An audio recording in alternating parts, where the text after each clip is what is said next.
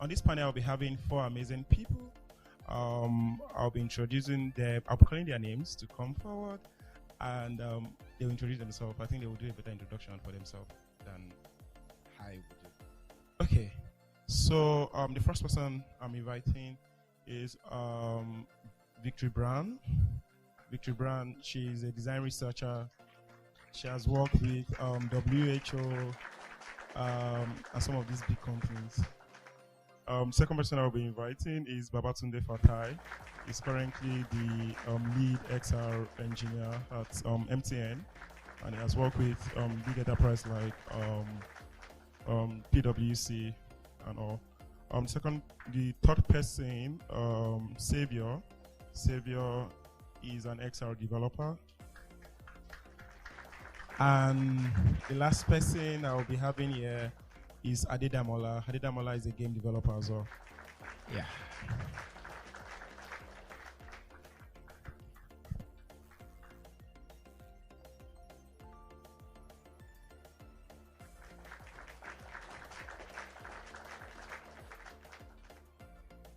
Okay. Can we have mics?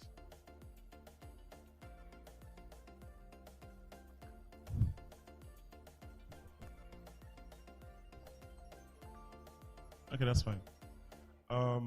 Thank you everyone for coming to this session, and we'll be starting right away. Babatunde, please can you introduce yourself? Thank you. Hi everyone.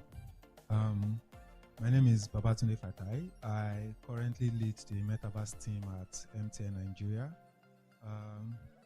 I have experience in basically Metaverse, AR, VR developments, and I also have some experience in blockchain and AI. I also founded African XR community, and that's one of, not the largest, one of the biggest like community for XR, AI, and blockchain like enthusiasts. That's it. Thank you. Thank you. Yeah, thank you. Introduce yourself. Hi. My name is Victory Brown, and I'm a design researcher at WHO. I also work as a program manager for Design Matters. So I work mainly with designers, UX writers, design researchers, people who are interested in education. So most of my projects are in the educational aspect and healthcare. I have little knowledge about XR, but I think I have a few things that I'll share that will be relevant to the conversation. Outside of that, I do open source work, like full-time open source, contribute to open source, helping bring designers into open source, which I'll be talking about, basically. Yeah, so that's about me. Hi guys, my name is Saviour Okusenogu. A lot of people know me as Creative Sav. I run a 3D animation studio, and I'm also a startup founder. So I have a 3D animation background. I'm a creative. And also, I ventured into XR this year, building virtual reality solutions, just having fun with it and learning a lot in the process. So I'm happy to share what I've learned with you guys today. Hello guys, my name is Adedamola Adeusi. I'm a game developer, I'm also a VR developer, and I am a storyteller. I love stories so much. And besides that, I'm also a founder of an AI startup that solves a language problem in the global community. Thank you. Okay, so I see we are loaded with a lot of people today, and we're ready to share with them. Babatunde, I see that earlier I asked, I think it's only like 40% of people that know what XR is all about. Can you, in a layman language, can you just tell us what XR is all about? So the full meaning of XR is extended reality, and that's the family name for a couple of technologies, right? So we have virtual reality, which most people would be familiar with, right? Because everyone knows a VR headset, even if you've not put on one. So under XR is just the name for extended reality, which is the family name. Under XR, we have virtual reality, augmented reality, and mixed reality. Virtual reality basically has to do with, so let me put it this way. at least if you've not put on a VR headset before, I think this description will help a bit. Virtual reality is basically you living this physical world and having a virtual experience fully. And the reason I'm giving that definition is because you'll be able to tell the difference between virtual reality and augmented reality. So augmented reality, unlike virtual reality where you put on an headset and you go into a virtual world, augmented reality is actually bringing the virtual world to you, or bringing virtual items into the real world. So, for example, your face filters, Instagram filters, Snapchat filters. When you take a picture with your filter, you are putting virtual objects on your face. That's augmented reality. When you place a virtual cup on a physical table, say IKEA now, for example, you are able to check out certain furniture in your room through your mobile phone. That's augmented reality. But if you went into the virtual world completely, not bringing a virtual item here, that's virtual reality. And mixed reality is basically mixing both of them together. I hope that's clarified. Okay. Don't worry. That is great. Do anybody want to add to it? Do you want to? Okay. So guys, this is something that I struggled to understand early on when I was trying to understand the entire space. But this is something that helped me understand it exactly how he said it. XR, extended reality, is the parent term. So when anyone says XR, they're just talking about the entire space, including everything underneath. Now, what is usually the issue is VR versus AR. Virtual reality, as I said, is putting yourself into a virtual world. So think about, has anyone played Mortal Kombat here? Yeah, you have played Mortal Kombat. So imagine the Mortal Kombat world, but you yourself are inside and you are seeing the people fighting. That is virtual reality. Now, augmented reality, you are bringing 3D objects, virtual objects into your real space. So if there is a 3D model of this microphone, then you see it in the real world. Yeah, just an example of AR is what he described, which is AR filters on Instagram, on TikTok. There is this one that I saw, this interesting one, the Lamborghini filter I saw on TikTok. It was a trend where it looked as if the guy was in the Lamborghini, but it was not really there. That is AR. So MR, mixed reality, is a technology where you mix both. So you are in a virtual space, but you can see part of your real space in it. And then the interaction is fluid. You go from AR to VR to AR to VR. So that's basically it. VR, AR, MR. Then extended reality is the parent term. Yeah, to add to that, Quest3 has the update of mixed reality. Yeah. I tried out Quest3 yesterday. So we have different, the same way we have different phone makers, like the same way we have iPhone, Samsung, Techno, we have different devices that you can use to access this technology, right? We have Oculus, we have HoloLens, and the same way we have iPhone 1, iPhone 2, iPhone blah, blah, blah. So we have Quest 2, Quest3, and Quest for Enterprise. So I tried out Quest3 yesterday, and Quest3 has this mixed reality experience, and which is so cool. Adedamola, most of us here are designers and creatives. How can I get started in this field? How can I get started? All right. Thank you very much for that question. Just like both of them have talked about what consists of extended reality. I think the very first thing to start with is to understand the concept. What is extended reality itself? And like the way they've mentioned and described it, that's exactly how it is. Virtual reality is you getting immersed into a virtual world, and augmented reality is taking what is virtual, overlaying it on the physical world. This is something we are all very, very experienced with, most especially AR, and that's using Snapchat. Is there someone else that doesn't use Snapchat? Are you here? You don't use Snapchat? Let me see. But have you used it before? Yeah, of course. So all those filters that comes to like filters that you see overlaying, and somehow they can detect your body. So those are examples of the augmented reality. So since you already understand the concept, so I will say that there are many things that goes into it. There's so many things that goes into it, because some people specialize either in VR and some specialize in AR, and there are some who encompasses everything. Just like both of them I mentioned, two of them are both in like in the extended reality space. So for you to get in, you have to understand how 3D works, and you have to understand how all the engines that you need to create these things. There are different engines to create VR and AR. There are different engines. Some people make use of Unity, some make use of Unreal Engine, and so on and so forth. So you need to understand 3Ds, also understand what how to use game engines to create all of these things. Thank you. Basically, like you said, for virtual, I can speak just to virtual reality now because that's my space. You need to understand 3D animation, you need to understand your game engine, and usually each game engine has their language, their scripting language for building logic. So you don't need to be a pro at coding C# or coding a particular language, but just knowing the basics will help a lot. So for me, I use Unity, and I'm coming from a 3D animation background, so I already understood 3D, and I had experience when I was in school building apps, so I already had C# knowledge. So what was lacking for me was the engine. I didn't know anything about Unity. So I spent time learning Unity, building small games, Flappy Birds, little games. When I understood the engine, then I brought those three together, 3D, engine, language. So if you are going to use Unreal, you have to understand 3D still. There are a lot of 3D softwares, Cinema 4D, 3ds Max. I use Blender, and then Unreal Engine is the engine, then the language is C++. So depending on the route you want to go, those are the three things that you need to get started.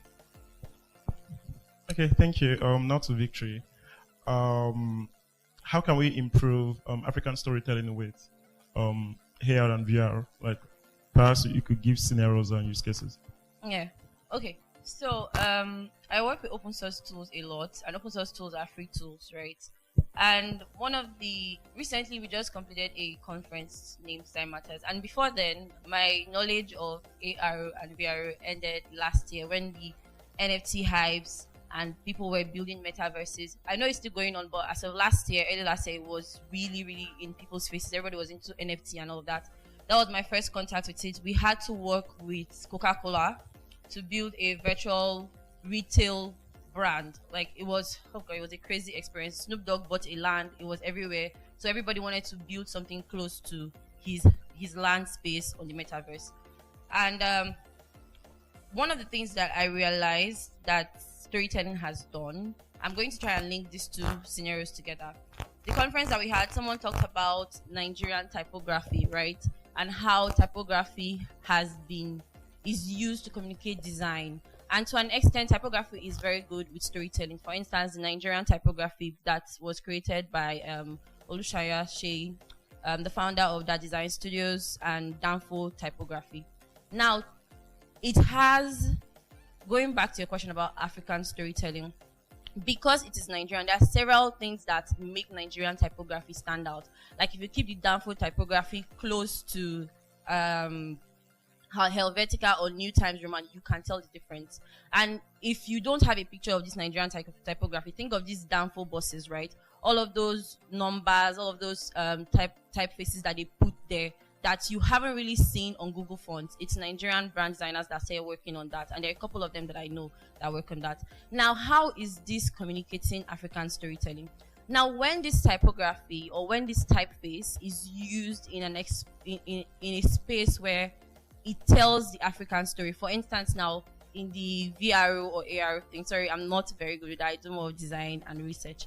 So when you build those spaces, right, and you tend to use things that are relevant to the African space, like you see Ankara, you know it's from Africa. You see those prints, you know it's from Africa. And when we talk about the African design ecosystem, we're thinking about things that we put into consideration when we are designing for African brands. For instance, this same typography, we think about elements. We like bright colors, we like patterns, doing all of those things. So if you put that thing, all of it together, and tell the story of a brand, you are kind of using the African technology space, making use of it to tell an African story. Now, how you use those things is dependent on you and the brand that you're working for to communicate those stories. Now, let's say, for instance, we are deciding to build what's an African thing that we have?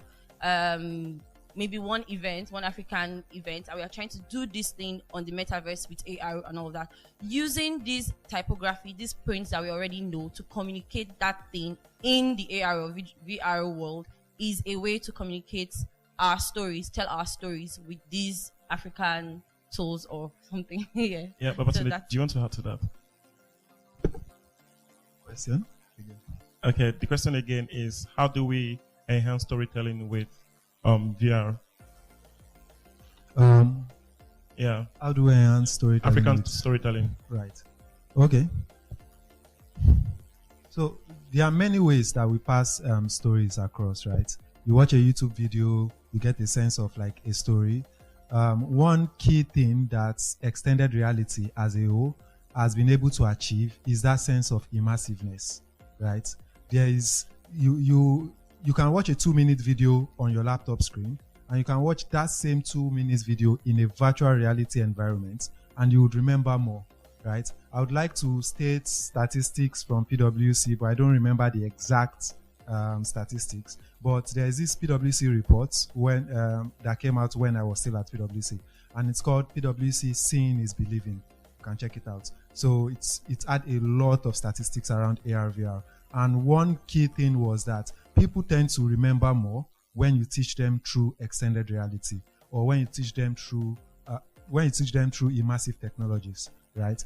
So how can we as Africans like tell our stories through this technology? First and foremost, if you had the opportunity, if you were a creative designer, if you were a developer, I would just advise that you do something that is different. For example, if you could create a 2-minute video, you could definitely put that on YouTube.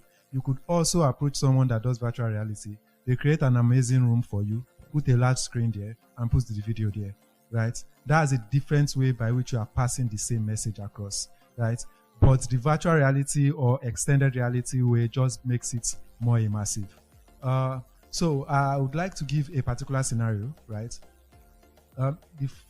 When I started at MTN, the first major project we worked on was actually the 5G launch, but the second major project was Calabar Carnival.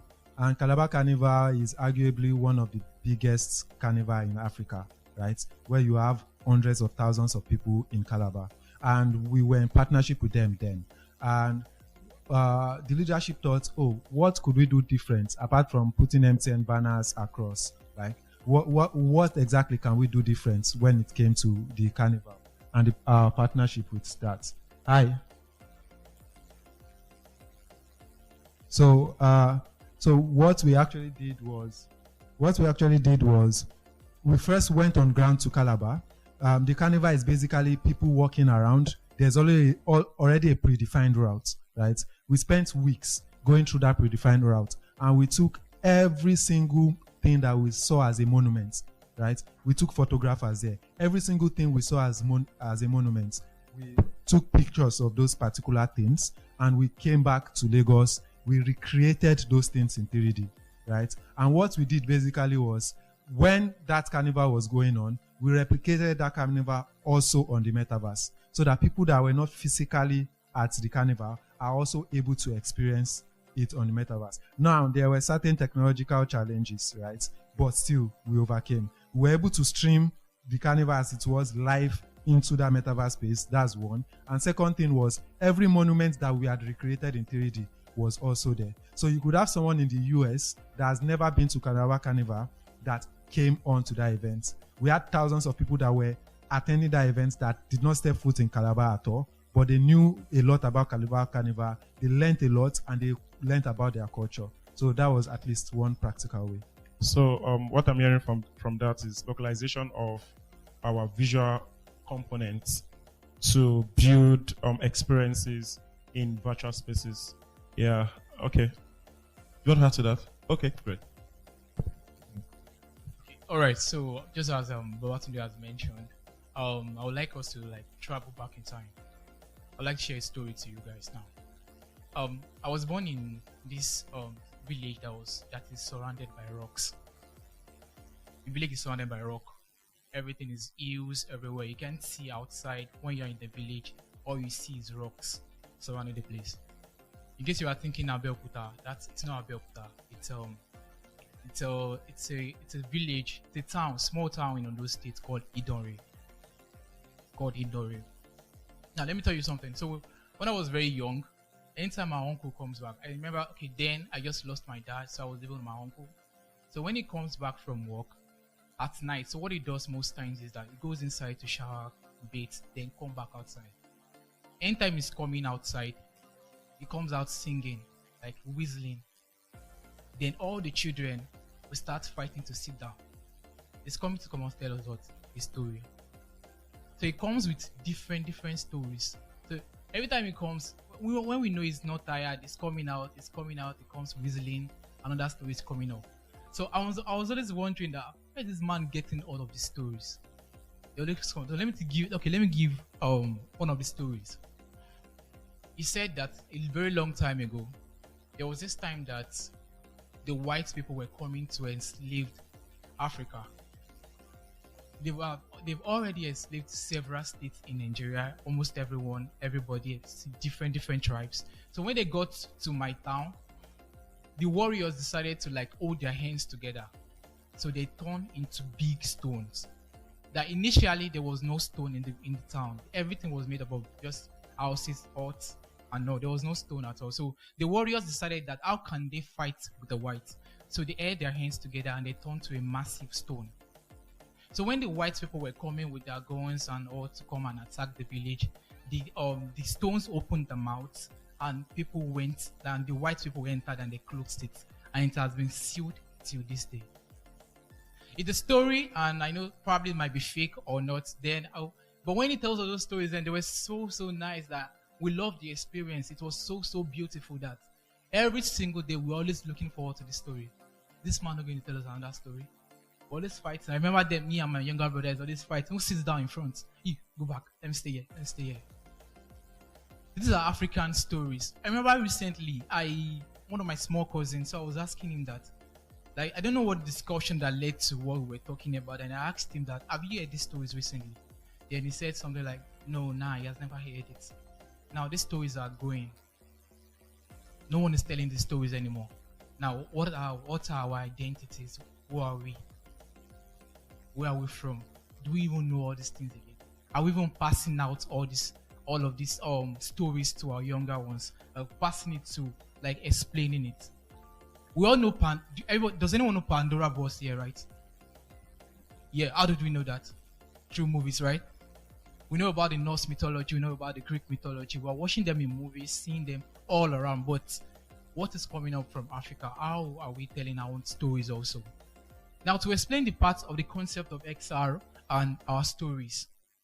Now, a very good example, this is an hypothetical scenario. So let's say, for example, I'm going to use my hometown as an example now. So let's say we're trying to create a project that is centered around the story I just mentioned, and to get people who are not from here. Probably some of you are not from my town, and if you are from here, my town people. So if you are not from my town, so if I want you to experience this kind of story, to listen to all of these beautiful stories. So one of the ways to go about it is to create an immersive technology, a massive project that has all of these things. Just like Babatunde said that when they picked some photographers to snap some of the monuments, then they take them, then they put them into metaverse. So we can decide to even till date, it does still have all of those olden, ancient things there. So we can decide to put all of these things into a VR. People who are not from here, probably you're from wherever it is you're not from Nigeria, can easily access from metaverse, put on your VR glasses, then you find yourself in this environment. I was going one time in Lagos and I saw I've forgotten the name of the area. I saw a place that they were creating something to represent what was the lifestyle, the ancient lifestyle, just to convey African stories. So things like these are coming up. So African stories can be told in many ways, through music. I've seen music, dance, music, through movies, and also through extended reality. And this is an example. Painting it, getting what our Asian stories look like, and putting it inside a VR, and so people can experience it. And just like Babatunde mentioned about the retention span that comes with VR, meaning that people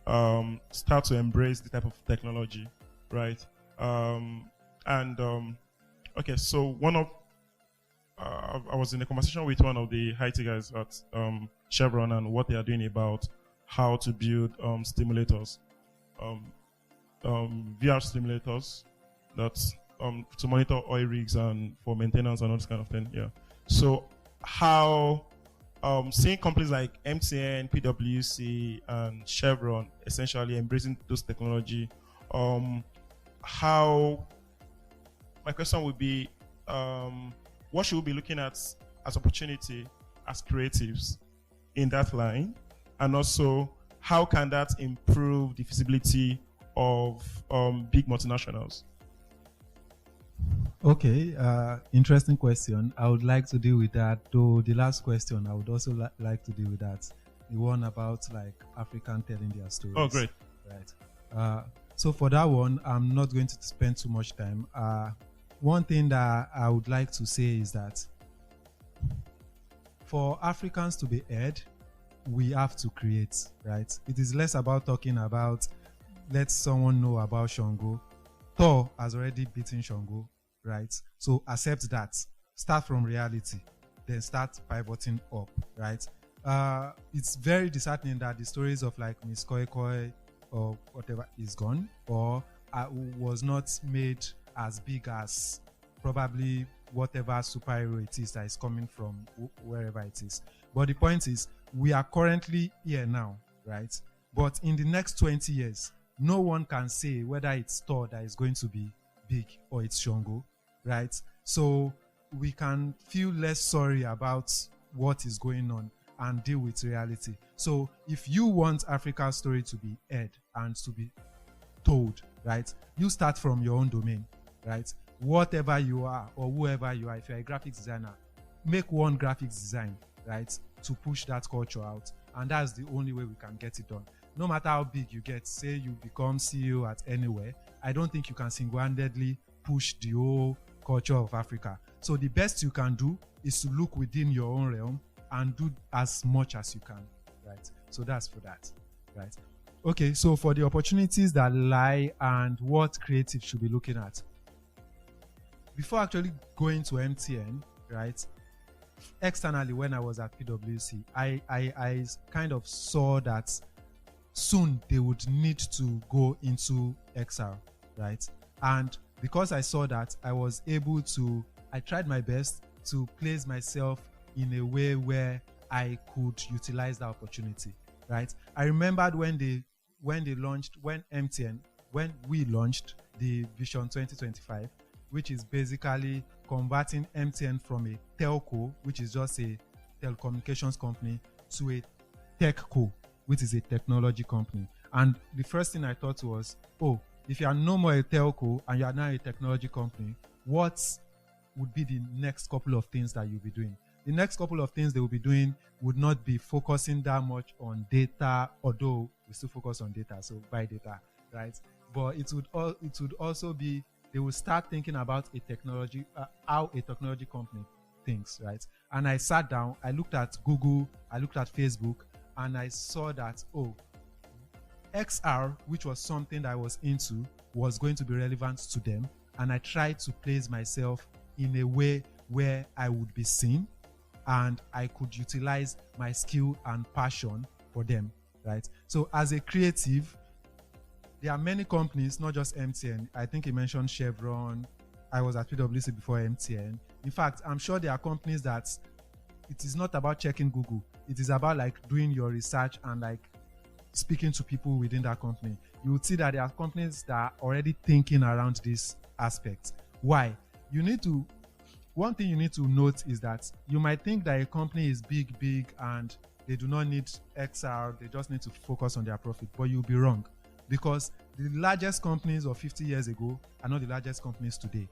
And the largest company today is conscious of that fact that the likes of Nokia, that was as big as them before, is no more. So what do you think they are thinking about? They are thinking about how to innovate themselves, how to disrupt.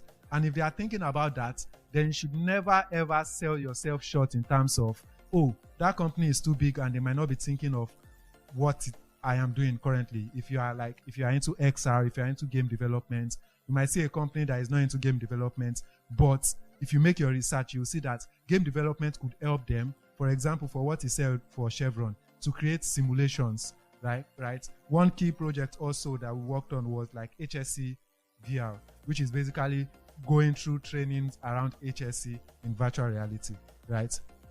Cool. So the point is, companies are always thinking about how to disrupt themselves, no matter how big they are. Because if you are big, then you should be afraid that you are going to fall. And if you are small, you should want to adopt more of this technology so that you will become big, right? So everybody is running. There is nobody that is seated, right? So you just have to look at the company and your skill and see how you can like sell that skill to that particular company. That's one, right? And I think can you coin the question again, please? So I honestly think you've answered. I've answered. You've answered the question. Thank you for that. To Victory, and we take the last question. So for every technology that there is, technology is neither good or bad, right?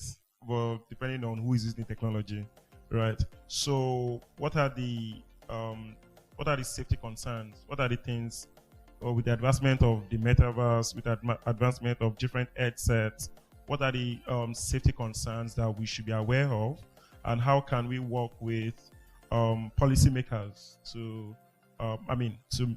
get that done and all? Okay, so there's a project ongoing with the World Wide Web Foundation, and it's called Tech Policy for Online Gender-Based Violence. So it's basically a research that dips into gender-based violence. Now, if I'm saying gender-based violence, it means from my side. If you, as a guy, are saying gender-based violence, you're fighting for your rights. But since I'm a woman, I'm going to say, so we're actually like having this conversation on online gender-based violence, and we use the power of storytelling. So if you go to techpolicydesignlab.com, you surely find the story. We use storytelling to pass on that message about how women, especially in Nigeria, are being victimized, brutalized, violent against them on platforms. So on social media, Twitter, for instance, you cannot tweet that you're a feminist without people coming to drag you and rub your head on the ground. There's also the issue of where like nudes are being leaked and all of those other conversations. Now, one of the conversations that we're talking about is user privacy. Like, how do we protect these people who are using these things? And a lot of times when we as human beings or individuals sign up for platforms, we don't go through the code of conduct, terms and conditions and all of those things, right? Now, there are rules and regulations that are embedded in those things that are supposed to protect you. Meta, for instance, is one of the sponsors of this particular project, and there's conversation going on about how they can best make those terms and conditions visible, so that even if you don't go, because when you're signing up, you just do terms and conditions agreed and you sign up, right? So that you are forced to look at it, because they cannot reprimand you sometimes, right? They cannot reprimand you for something that you don't know. You will claim ignorance. But this one now, it needs to be more at the forefront, right? So user engagement is another thing, like data privacy.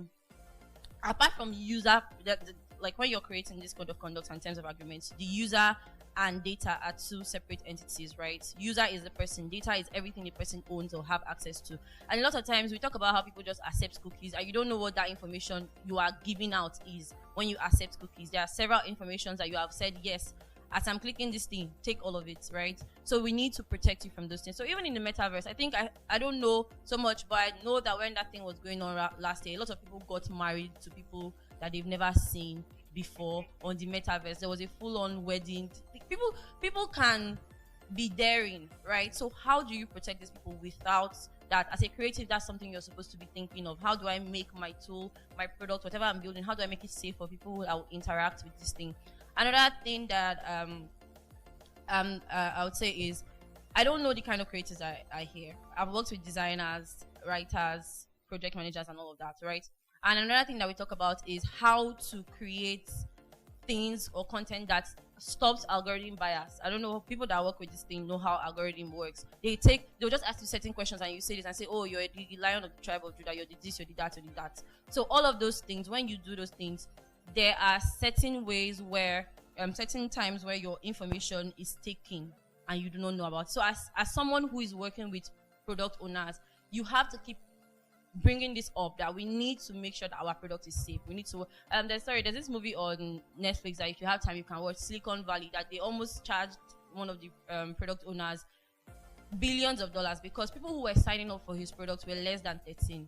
There is a rule that says if you're more than 30, if you're less than 30, you cannot sign up. But people will break these rules. How do you always go back to make sure that, okay, I am in line with what I'm supposed to be doing? People are actually following up. Close accounts. And when you're closing those accounts, tell them why you are closing the account. You're closing this account because you're not up to age, or you've broken one of the rules. You have violated our rules and our privacy. You are suspended, you are this and you are that. So it's for you to constantly be a part of the process. Work with policymakers as you are creating the app. Let those terms and conditions align with what is protecting users and individuals and their data. So that's basically how I see it. So thank you. Babatunde, final thought. I wanted to add to that. I want to give an experience I had using VR chat. You know VR chat now. So the first time I entered VR chat, I had to assume an avatar. You have to assume an avatar to interact with people there. So I entered one of the rooms, one of the chat room, and because I was wearing literally a black, my avatar was configured Afrocentric, and I just saw this 14-year-old, 12-year-old, and all these year-olds using efforts on me. They were using efforts on me in the metaverse, and I'm like, guy, calm down. I'm from Lagos, Nigeria. I literally had to tell them I'm from Lagos, Nigeria. And one thing I see to that is there is a lot of freedom in the metaverse that can be abused, right? And to add to what she said, there should be moderation in starting from policymakers. What are the when I build softwares as well. So when you're building softwares, there is always usability testing. There's always bidding for accessibility and all these things. And there are policies that guide some things like human behavioral designs or cognitive behavioral designs and all this kind of thing. So how do we ensure that we make the right policy with the right people? So are you saying should we start having conversation with government, giving use case scenarios, like how do we start? How do we start with as little as Lagos State government? How do we start to ensure those things are being taken care of? Right. Thank you very much for that. The story you talked about on VR chat is very familiar, right? And because there's a lot of freedom in the metaverse, there are a lot of abuse. There is a lot of abuse too. And I remember one joke. I cannot say the joke to be funny, but I think it was Ricky Gervais that said something about you are putting on an headset and you are in a room filled with people that are insulting you. What should you do? It's just an headset. Take it off, right? But you cannot take off all experiences, and you cannot be bullied to live experiences that you seek, right? So yes, the best thing, the most effective thing is actually working with policymakers, as both of them have said. But usually, if you don't have the pool, if you are not a large company, then you would not be able to access the policymakers or even incentivize them to make the right policies. That is why even till now, Meta does not sell their VR headsets here in Africa. I'm not even saying Nigeria. Africa, they don't sell directly to Africa, right? Everyone that has a VR headset, except you saw someone that ordered it from UK, then selling it on Jumia, or ordered it from UK and their auntie sent it to them, right? Everyone that has a VR headset got it outside. So Meta is not selling directly to Africa. And when I spoke to certain people that worked at Meta, I had a different preconception on why that could be. Before I just thought, they thought Africa was not a good market because how many people can afford VR headsets? That was why they were not selling. But that was not the case because there are still people that can afford. The case was because Meta is big, when they mess up around privacy, safety, they can be sued. And the government is brutal, right? In fact, the government that is supposed to make the policy might know, I'm not talking about our government, another government, they might know that this policy should be enforced, but they are waiting for you, right? So if they had just sold the headsets here without following the due process and something happens, right, they will be sued for billions, right? So they saw that when it comes to you see when they release products, they will say it's now available in what? US, UK, but not available in other places. Why? Because they have covered their behinds, right? They have covered their behinds when it comes to policy making in those regions, right? And what the Meta representative told me then was that the quest was for 13 years old. The quest was for 13 years old and 13 years old people and older, right? But if they bring it to Nigeria without like going through the proper policy making and things like that, believe me, even 10 years old would have access to it. And when injury happens, there will be problems. The main reason also that they've not sold to Nigeria is because getting that policy to work in Nigeria seems like stress for them. So they would rather not sell their products to you. So I think I would like to land it to like a local setting in terms of, yes, we know that getting the policy is hard. We locally as creatives, what can we do? If we cannot approach policymakers, we can. You do have the, what do they call it? Strength and the pull to approach policymakers. But in case you do not, the best thing to do is during your creation process, you might have a small team. Your team might even just be you.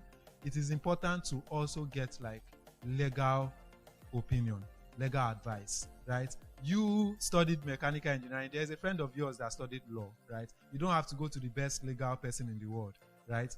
Go to that your friend, right? Show your friend the product. Let them go and think from the legal perspective. Let them go and meet like people that are beyond them, right? Let them consult them around your app, your creation, and let them come back to you. Then it's not like you have to put together the best privacy policy in the world, but at least you had an outside opinion. So that's my advice. Always get an outside opinion from actual experts in the legal perspective. Yeah, thank you so much. Just to add to that, and we take 2 questions and we are done. So if you have any question, it's time for your question. So I think sometimes last year or early this year, so Meta had like a Metaverse summit, a Pan-African Metaverse summit, and they just invited like 14 people across the country, and I was invited to their headquarters. And one of the things they were saying is around this and how what the meeting is all about, calling stakeholders to understand what is going on in the African scene and how they can be involved, both from policy making to people creating those technology to also ensuring like quality assurance is being done. And with that, they develop a couple of reports to improve the technology. So I'm saying this to say that even this big tech are aware and they are trying to see how best to achieve this and communicate this to the African market. Yeah. Thank you so much, everyone. If you have any questions, we're just taking 2 questions and we'll be going.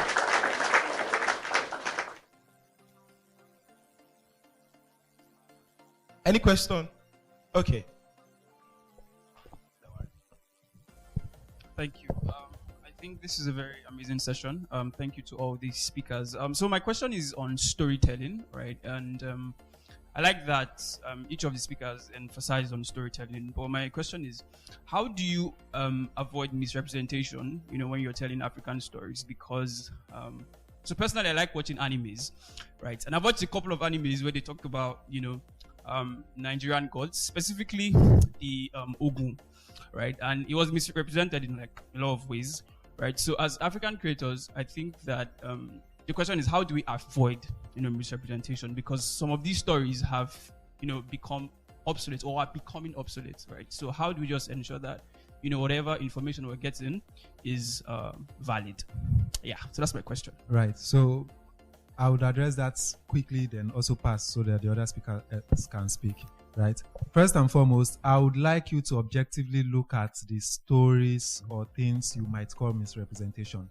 When it comes to oral passing down of stories, believe me, the way your great-grandmother heard it is not the way you are hearing it. So misrepresentation even started from the line down back, right? Also, some people sometimes we tend to confuse ingenuity, like a person putting their own creative edge to things, as misrepresentation. And usually it's not that way, right? If I want to recreate Shango, I could my thunder could be fire, right? And it's not because I'm misrepresenting. In fact, I might have the wrong story. And when I push out that story, that wrong story could be what makes Shango name heard worldwide. So yes, there's usually misrepresentation, but I usually preach against let's cry less and try to see the creativity within those diverse. Okay, I'll just add something briefly. In literature, there's something called a call and response, right? Like he said, misrepresentation, how, right? These people are telling stories based on how they were told the stories. So that's an entry point, in my opinion, for you to tell the story that you know. So it's like someone tells a story and it's somehow, and then you're like, okay, I think there's a gap here. This helps you work on your, like, you have personal projects where you are working on. So you are now doing research to find out these things that you think are misrepresented to correct it. So you have the opportunity to make a new story, tell the story how you think, and somebody will still see yours and say it's misrepresented and tell their own. So it helps the storytelling. So let's just keep telling the story. My own 2 cents is, who are the people telling the stories? Who are the people involved in the creative process? So the way a white guy will come to Nigeria and photograph Nigerians is different from the way we photograph Nigerians. Why? Because this is my reality. Who are the people writing the Shogun stories, right? One of the things we do at 9th grade is we create Afrocentric contents. Like we literally like go out there and take pictures that essentially like capture Africa and to better increase like the representation. So who are the people telling those stories? Are they the people that the story happened to? Are they the ones that owns the story? Because the way I will tell you about Osun State, Ile-Ife, is from the way a Lagosian will do that. Well, because that is where I grew up all my life. That's where I spent the first 18 years of my life, right? So the way I would tell you about how we greet people, is from the way a Lagosian will tell you how they greet people there. So also like having people that owns the story, tell the story, really goes a long way in representation. Yeah. So Okay, telling stories, the two top ways of transmitting stories are either orally or through written means. Either orally or through written means. I remember one time I was with my friends, so we were talking about Zeus. So I realized that everyone else had different stories of Zeus, how Zeus, Poseidon, and all his brothers and sisters. So I realized that there was this part that was so similar with the stories that we have, but we all told the stories differently. And if your story is told orally, you can't expect that every each household will have the same story. There will be a little thing added or removed. So that's how it has been. So your story won't be exactly like the same as others, but it will have some pivotal things that will make it like, oh, this is it. If someone tells you about a god that breathes out fire, we all know it's Shango. Every other thing can just come after. Thank you. All right. Hi everyone. So mine also is like more of a contribution and to build on what you said and because I was telling my friend that she's almost eating some of my points. Because if you are to talk about misrepresentation, is some of the things we are talking about. Africa, in quotes, they are old and we are new. And in order to get in touch with that old, we need to go to where that story is being told. I don't know if you get what I'm saying. Someone like we can't detach from the old people because they own in quotes, the experience of this story. So some of the things that I tend to do in order to get more facts is about maybe reaching out to, let me say, my mom, if I'm working on something. Oh, can you help me get this person? So somebody that is older than her, so that my points will be well grounded. I know that I've covered more grounds in terms of new light, in terms of how tall is being represented. And I'm bringing the Africa because I've seen African story, just like I think somebody said it, is very sweet, right?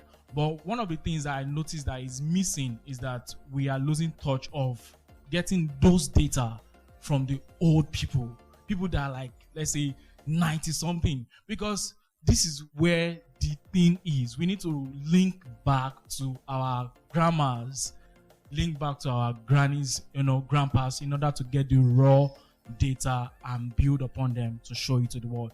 And also, just this is the last thing, I was showing one of my friend over there that one of the things I tend to do, my baby is still young, but I can't take her to where the lion is, but I can bring lion to her.